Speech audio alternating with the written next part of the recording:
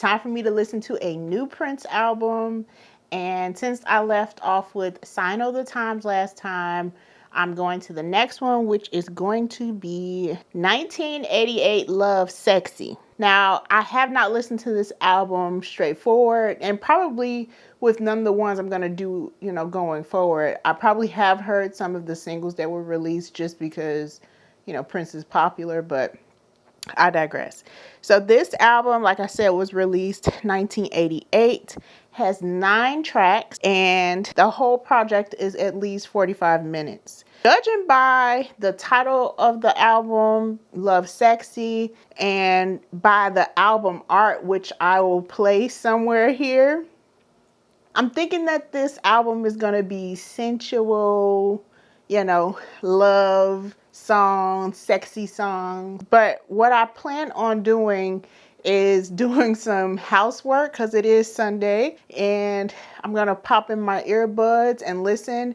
I do think that when listening to albums for the first time, it's best to use some headphones, earbuds, something so that music can go straight to your brains and you're not hearing outside interference.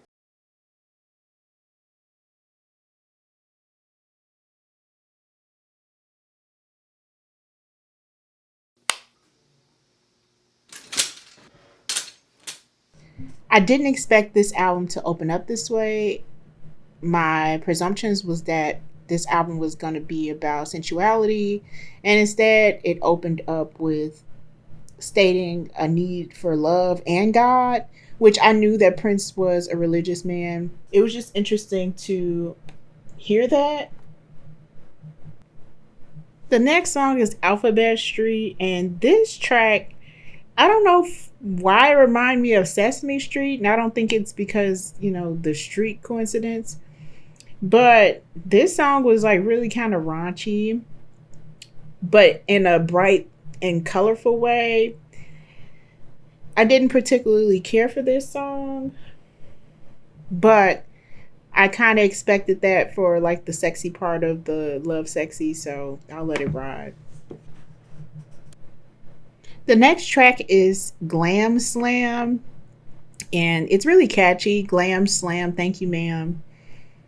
However, I didn't love this song, but it's a part at the end, and whoever is playing the synth or keyboard does an amazing job. It sounds so cool to me, and that's something that I want to hear again and revisit. The next track, I thought it was originally about like self-medicating, and it really is, but I thought it was more so about drugs, but it's basically about, fornication. And this song was particularly depressing for me. I didn't find it enjoyable, but I guess it speaks to an experience that people have where they self-medicate with others' flesh. So at the end of this track, they have like an outro where they repeat like God is love, girls and boys love God above. And I don't know, I just did not expect this. It's kind of, it's a sermon again, it's teaching, don't fornicate, don't replace the numbness in your life with activities, and instead look, for God, which isn't a bad message. I just didn't expect this. Dance On is the next song in this lineup. And this song made me chuckle a little bit because, like, in life, there is always something that's going on in society, but all you can do is just keep pressing on. And that's what this song spoke to me and said. And that's basically what they're saying in the lyrics. This is when I realized that Prince is always going to be, conscious in what he's writing in his music. Because in the lyrics for this song, he says something like grenade launcher roars in the sky. Oh, in a television sky, rather. And that's the same thing that's actually happening today. So I actually did enjoy this song. I thought it was timeless, clearly, because this was from 1988 and it's still relevant in 2025. LoveSexy is the next track, and I finally understood why this title was given to this album, because it is a balance. He has songs about loving oneself, and make sure that you understand that God is love and to always seek the love. And then the sexy is all the raunchiness that comes with it. And Prince's lyrics for this song in particular, he has some lines in here that, like, I can't even believe he said, but it's not so bad. It's very, blatant, and that's the sexy part of this album, and it makes sense. When Two Are in Love is the next track, and this is what I fully expected this album to consist of.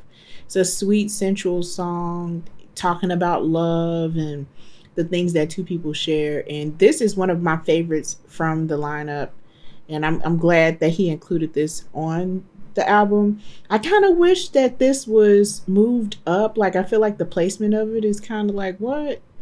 But this is what this album is about, and I love this song. It's very sweet.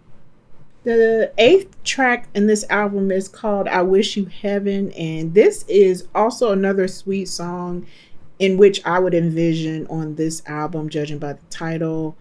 I love it. This is one of my favorites. It's sweet. It sounds excellent in the ear, and it just reminds me of 80s rock. So check it out, please. The closing track on this album is called Positivity, and I did enjoy this one as well. This is, on the love side of this album. The messaging is very plain and simple, and I love when messaging is like that and it still sounds good. It goes something like, positivity, have you had your dose today? Should we mark you present, or do we mark you late? So it's just reminding people to be positive and have that awareness when they're encountering people out in the street to be positive. And I love that. The album, to me, has a quintessential Prince sound.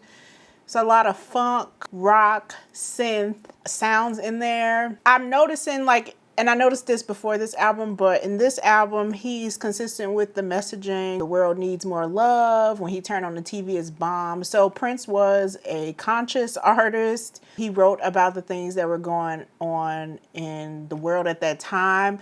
Unfortunately, this is not one of my favorite Prince albums. I think his earlier catalog is still reigning supreme for me, but I can appreciate it being a Prince sound. Those are just my overall thoughts. Early listen. I'm not going to do myself a disservice and rate his albums. I think that's tacky. Personally, I don't know.